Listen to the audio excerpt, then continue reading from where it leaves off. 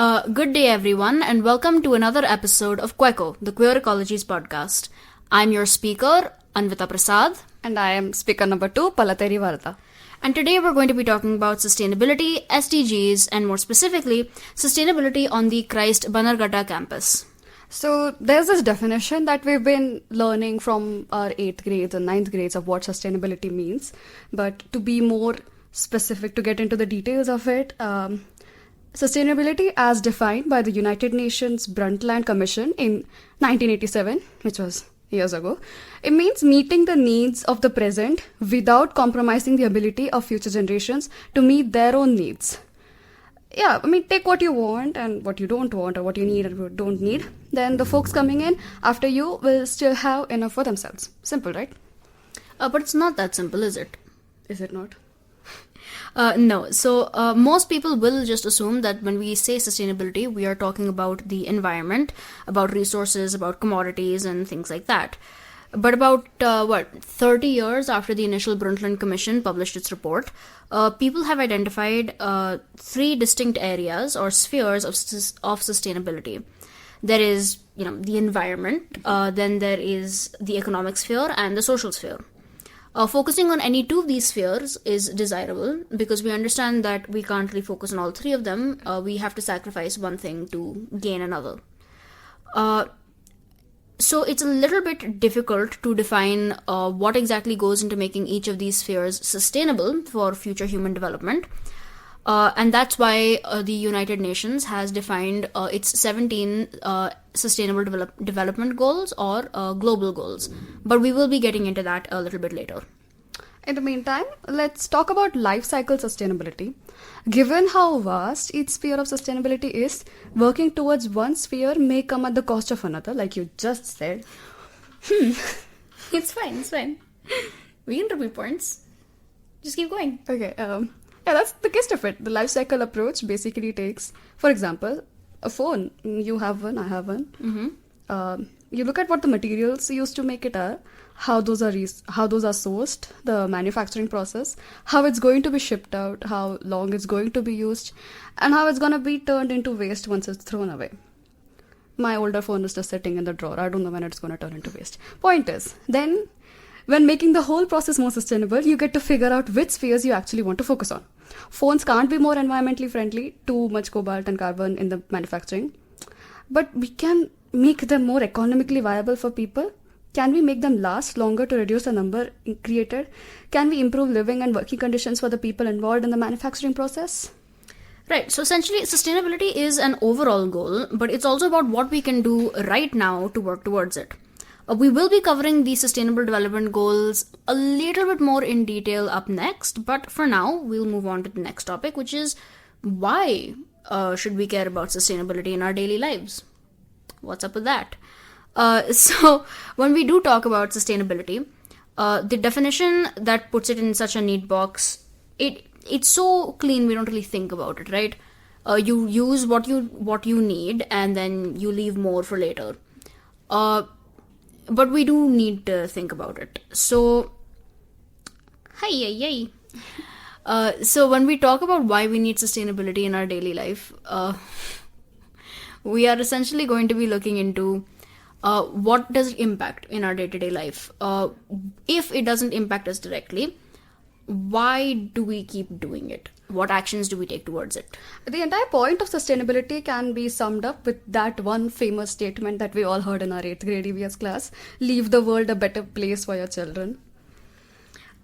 So the point is, don't cause havoc. Yes. Don't hoard resources. Yes. Don't waste resources. Don't buy more than you need. And just overall try to reuse things. Like you said earlier, your old phones are just kind of sitting in a drawer somewhere. One way to be more sustainable about that, instead of just leaving them to rot, is to resell them so other people can use them. That way the amount of new phones being sold on the market is reduced. Yes.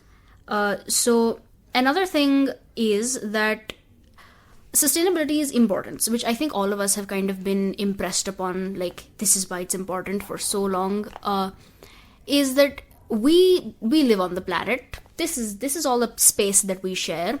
with not just people, with plants, with animals, with things in between plants and animals like fungi. Remember the fungi. But It's a pretty thing. it is a pretty thing.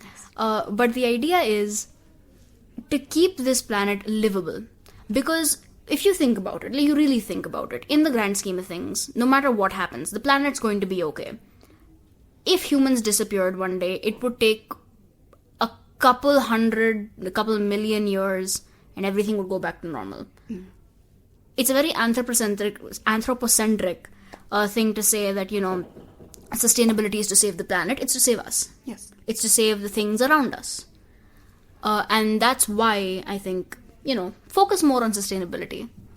Also, it's not like the older times when we did not have a means of mass communication. The world is now small compared to what it was around 20, 30 years ago. We have the internet, we have phones, we have, I don't know, holograms. I don't know what those are, but yes, they exist. So, news spreads fast. We can disseminate this knowledge and information about sustainability through many, many means out there. People can learn about it. Yes, they are being taught in school, but the gravity of the situation is not being as Impressed upon us? yes, thank you, Right. by the teachers as it should be. So we can take a few more steps. The world will be can be a better place. Right. So that's one thing that climate scientists tend to worry about a lot is they ring alarm bells and they keep ringing these alarm bells for years and years and years and no one listens. And one of the big reasons for that is because we can talk about sustainability and it sounds really nice to us, but it impedes on the convenience of your day-to-day life. And that's why a lot of people don't really follow through with it because, there's this aspect of, well, I have to do this, but I don't have the energy for this. There's a lot of energy cost that goes into being sustainable for people in their daily life. And it's part of the reason why, they don't really want to do it. Or not want to, but they can't. It's one of the reasons they can't. And I think talking about it more is just one way to impress upon people the stress and the urgency of you need to be sustainable. Looking at you. So now, as mentioned earlier, we'll be discussing the sustainable Development. development goals. I'm sorry. I wish you could complete my sentences. I am so sorry. It's fine. I thought we could be like that one meme. No. So the sustainable development goals are a universal call to action instated by the United Nations. There are currently 17? Yeah. Yeah. 17 goals that they want to achieve by 2030, but let's be realistic. Not happening. Would you like to start? The first one is no poverty. It aims at, as the name suggests, zero poverty and zero hunger, so that many developing countries that used to suffer from famine and hunger can meet their nutritional needs. Again, Okay, so that's the first and second. No poverty, zero hunger. yes. After that one is good health and well-being, and then quality of education, which they hope to achieve inclusive and quality education for all people. Because, let's be honest, education is when you catch them young. Education is when you take a child and you impress values upon them that they will carry through for the rest of their lives. So having access to a high quality of education is important, which is also why no poverty is so important, because a lack of poverty leads to More educated children. an ease of access to education. Yes, thank you. Yes. Next Next up, moving on, we have gender equality, clean water and sanitation, affordable and clean energy, decent work and economic growth. Yeah, that's a lot for the 8th one, but yes, that is necessary because it's about time we have women and men and every other gender on the same pedestal and, not consider one superior than the other. but there's a matter of not going for equality but going for equity. Right, yeah, that's the thing. Yeah, so there is a conversation to be had around the fact that we can never truly achieve equality so long as we exist in societal structures which are by nature hierarchical. So what we can work towards is gender equity in the workplace, right? Even putting that aside, on the 9th we have industry, innovation and infrastructure. Now it's a little bit confusing as to why some of these are on the sustainable development goals list because, The traditional definition that we are all impressed upon and like told again and again is to take what you need and leave enough that future generations can provide for themselves without coming to harm or without facing difficulty. But again, as we discussed in the first half of this, or the first part of this episode, the three spheres of social development all have to work hand in hand. You cannot make environmental impact without educating people about the importance of environmental impact, without having regulations on industries. If industries are regulated properly, then environment can thrive. People can thrive. If people can thrive, then they have the energy to put effort into sustainable development goals. They have the energy to be more sustainable in their day-to-day lives. They have the monetary access to be more sustainable. That was amazing, honestly. Next, we have the other point states we need to have reduced inequalities, sustainable cities and communities, and responsible consumption and production. Which is at least the reduced inequalities part. Is it an extension to the eighth one? Or the eighth one was? The gender equality. Right. So reduced inequalities is... You're right. It is an extension to gender inequality, or rather, gender inequality is a kind of subset of reduced inequality overall. That makes more sense. Right? But I think the reason those two are held separately is because one, the divide of male-female, or male-female, non-binary, trans people, cis people, things like that, is extremely inbuilt into society. Such that the dynamic of a man and woman, or the dynamic of perceived man and woman in the very least, or masculine feminine, kind of takes over many other aspects of your life. It's going to cut across everything. Gender is something that will cut across your class. It is something that will cut across your race, your ethnicity, your religion. It impacts every part of your life. So reducing gender inequality is not a small step, but it is a major part of reduced inequalities overall. I'm thinking that's why we're keeping that as two separate steps. Right.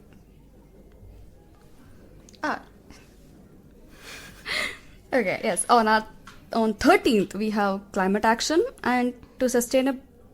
I'm so sorry. On 13th, we have climate action and to sustainably manage and I can't English today. On 13th, we have climate action and to sustainably manage and protect marine ecosystems, and then have the ecosystem of the land. Because, let's be honest, it's about time we save other species other than humans as well. Do you know how many whales are being killed? Do you know how many sharks are being killed? Do you know how many elephants are being killed? It's bad, guys. Let's face it. Let's do stuff about it. One fun fact, majority of the plastic found in the ocean comes from fishing nets and fishing lines, from commercial fishing. How is that fun? It's not. Another fun fact, a majority of coral reef damage at the bottom of the ocean happens from dragged fishing nets across the ocean floor. Thousands of years to build up a coral reef that sustains so many life forms, and it's all gone in a few days because of fishing. I also saw a video where it was a short video where they showed a series of coral just lined up, and there was stuff written on the corals with rocks or something sharp. There were inscriptions made on the coral, and that hurt me. They are living beings. Please be kind. Okay. On 16th, we have peace, justice, and strong institutions, which it's kind of obvious. So war is a time of conflict. It's a time where you'll see gun shellings, bombs being dropped. You'll see a lot of military action requires destruction to the environment. And scared children. You can't deny the human element of it as well. Yes. So all in all, war takes a toll on all three spheres of sustainable development goals. It takes a toll on the social sphere.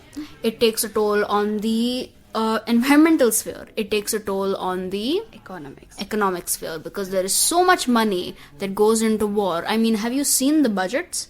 That's an amount of money you can't even imagine. That's twice as much as my phone number. Trillions. Yes. Trillions. Can you whatever, it's fine. It's not. So war is not something that we can really stop as part of the Sustainable Development Goals. What we can do is try to mitigate the social sphere damage that takes place during war. This can take place in the form of donations. It can take place in the form of, advocacy for peace, helping refugees, things like that. You can't mitigate the economic damage. No. As previously mentioned, social media exists, make use of it. As Anvita said, advocate peace and justice and Refugee crisis. yes. Well, sorry, not refugee crisis. Advocate good treatment for refugees. Advocate resources being sent to war-torn zones or conflict areas. Or send them yourself. If you're rich enough, yes. If you have the money, if you have the means, send some support. Yes. Is this in reference to anything? I can't say. I'm under contractual. I'm not. Relax, it's fine. Moving on, finally, we have the 17th SDG, which is partnerships for the goals, as the SDGs can only be realized with strong global partnerships and cooperation. So we are humans, and humans are known to be very, very, very social creatures. And I am here, you are here listening to us on this social platform.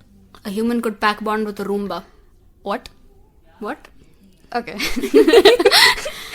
Yes, I forgot my point. Insane. No, so basically, the only way we can achieve sustainable development goals in any capacity is if there is a global, concentrated, and cooperative effort amongst different nations, different countries.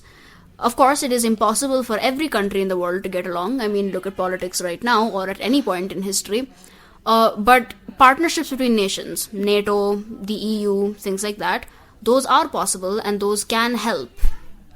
I'm also a very optimistic person who tries to look at the good part of things. So I think we can all join hands in that one common space where we can say that, oh, we are all humans. One day we were born and one day we will die. That's one way of looking at it. Let's let death not be in war but at peace in your bed. Yes, now since we have been talking about sustainability all over the world, let's focus it down to one tiny pinpoint. Our dear college, our campus, Bannerghatta Road. Christ Bannerghatta. Yes, Christ Bannerghatta Road campus. So when we're talking about sustainability on campus, there's a number of things to take into account. We'll go down the list one by one. First is waste segregation. Yeah, so if you come into our campus, you will see two bins standing together next to each other. One is blue in color and one is green in color. Many people already know what each of them signify, but still, generally speaking, the green bin is for wet wastes. The biodegradable ones, the ones that can, like fruit peels and food wastes, which you can throw into the ground and they will turn into manure or something similar over the duration of time. The blue ones are for the plastics and paper cups and anything that does not is not wet waste. Yes. But is that clear? Am I not? No, I mean, is it clear what is and is not wet waste to most people? Because I see a lot of confusion about it. If my plate still has sauce on it, does it go in wet waste or dry waste? Oh, I've never actually thought of it like that. Yeah. So there's that. We then have water filters. Yes. Every floor on the campus is equipped with a water filter or water cooler. But there was an issue raised a little while ago about a lack of cups. There's 2 metal cups to each of these, and that's not really... One, it's not overly hygienic for multiple people to be using a cup, because you don't know if somebody's drinking, with their lips to it or from up top. Impossible. And if we did use styrofoam cups, that wouldn't be good for the environment. So the steel cups are a good compromise in that sense, but... Before I move to my next point, I wanted to ask you about the steel cups or the metal cups. Can't the issue of it not being hygienic be resolved by just rinsing it once underwater? It could be, but then you'd be wasting the drinking water, because where else are you going to rinse it? It's a waste either way, isn't it? Some things must be compromised, like we said before. Yes. 3 spheres, you can only have 2 at a time. Moving on, next is the usage of energy. So our classrooms are massive, and we have a massive number of classrooms in this campus. Each classroom is equipped with a projector, a good number of lights, and a good number of fans. Yeah, I don't think we have other... Yes, and a sound box, very important. So at times we tend to leave the lights on once we leave classrooms. It may not be deliberate. It may just be a slip of the thought might have slipped your mind that, oh, I forgot to turn the lights off.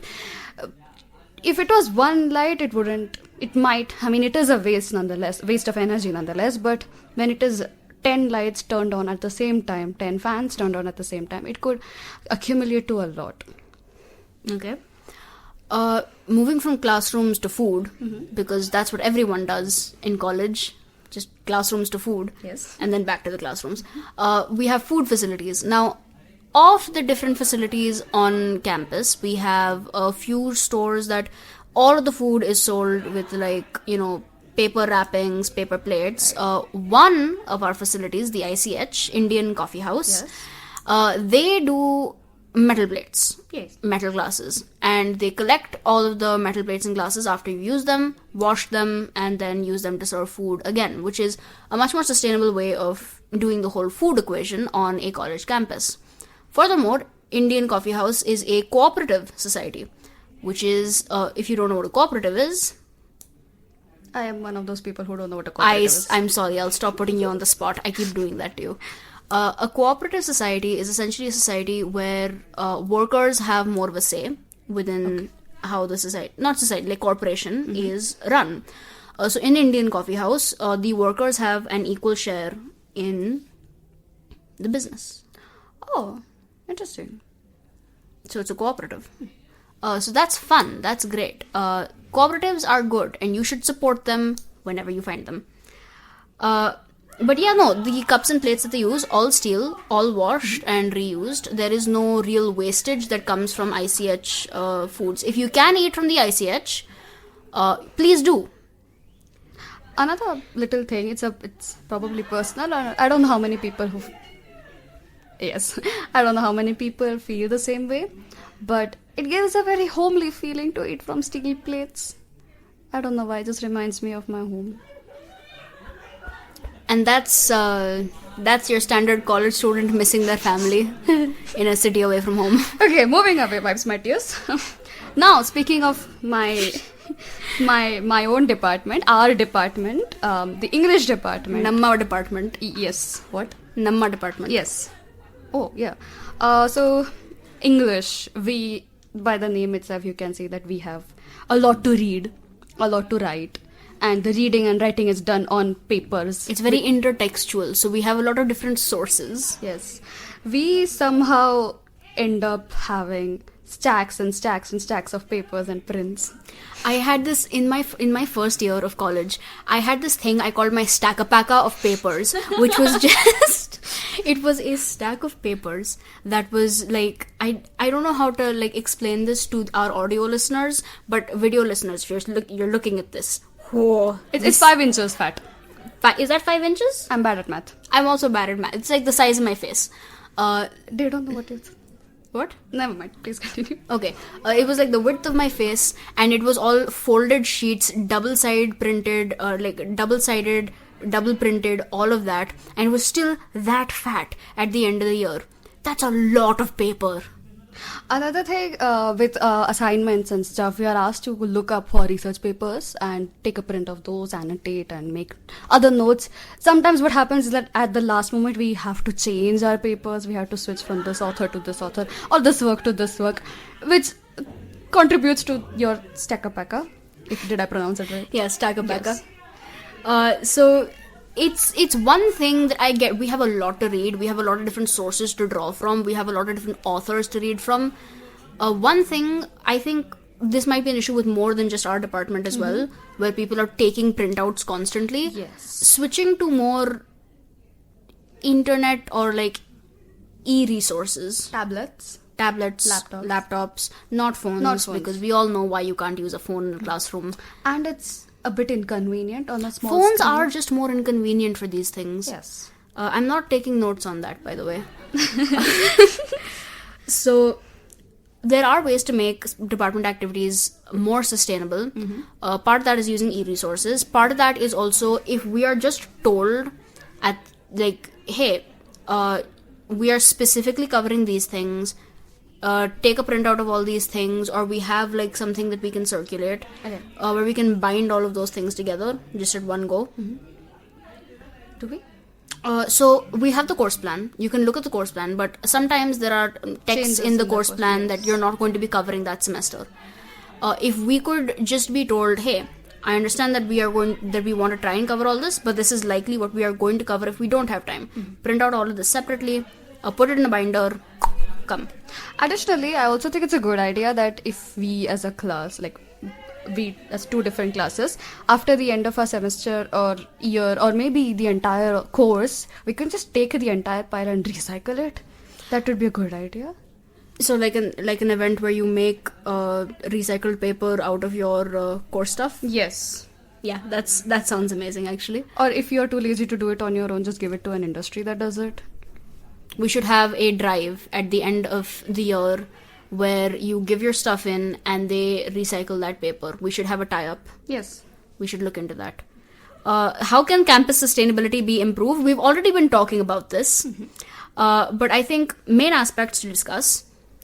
Please, more clear labeling on what is and is not dry waste and wet waste. The bins nobody is using them correctly. Every time I go to throw something like that is dry waste into a dry waste bin, I look into the wet waste bin and I see more dry waste. I think this is more of a student issue, but also please make it more clear. But yes, no, I agree with your point. I'm sorry. Next point I would like to pitch in is turn the lights off when you get out of the room. You don't need the light to be shining bright on your desk when you are not on your desk. Turn the fans off when it is cold. Turn the projector off when you don't need it. Just be more... wait, that sounds very authoritative. No, let's all take steps to be more kinder to our energy. What is it called? Our energy resources? Yes, thank you. Okay. So essentially, to rephrase, if you're going to be in a classroom, a lot of people are going to be there. Everyone kind of assumes, if I'm not going to do it, somebody else will. Don't make that assumption. I guarantee you, out of it's like 70 people in a classroom, 68 of them are making that assumption. Don't be the 68. Take initiative. Take initiative. Fight. Be independent. Fighting. Yes. Don't physically fight, just as a emotion. To be fair, our campus is already making a lot of steps towards being sustainable. These are just smaller, like fine-tuning things that we can take on as students or that could be improved going forward. And I think that's... Yeah. So let's do a quick roundup of things that we have discussed today. First, the Brundtland Commission. That sustainable development is where you take from the environment only that you need and keep enough so that the future generations can use it. The Brundtland Commission then updated to being the 3 spheres of social development: economic, Social. and environment, obviously. Economic, social, and environment, after which we talked about SDGs. life cycle sustainability. Yes, sorry, life cycles. To recap on life cycle sustainability, this is a metric way that you can measure things. Essentially, life cycle sustainability will take a look at a product from its manufacturing, how it's sourced, all the way up until How it is disposed. how it is disposed of, and how it integrates into the environment after the fact. Every product will have a score. Look up yours. Maybe you'll learn something. Then there is Sustainable Development Goals. There are Which 17 of them. 17, which we discussed in brief, and they cover all 3 spheres. Look at what you can do, making small steps towards those goals. Remember, small steps accumulate to big steps. Every grassroots level change leads to something bigger. Take responsibility. But also, responsibility is not always on the individual. True. Sometimes it's corporations. Individuals group together to be a big group and can make the environment better. And I think we then discussed campus sustainability, which is essentially going to be your papers, your lights, your water, Waste. your waste disposal. Please make that more clear. And yeah, that's been a lovely discussion to have. It's been a pleasure, as always. Likewise. These are your hosts, Anvita Prasad, And I'm Balateri Varda. and we are ending this episode here. Goodbye. Bye.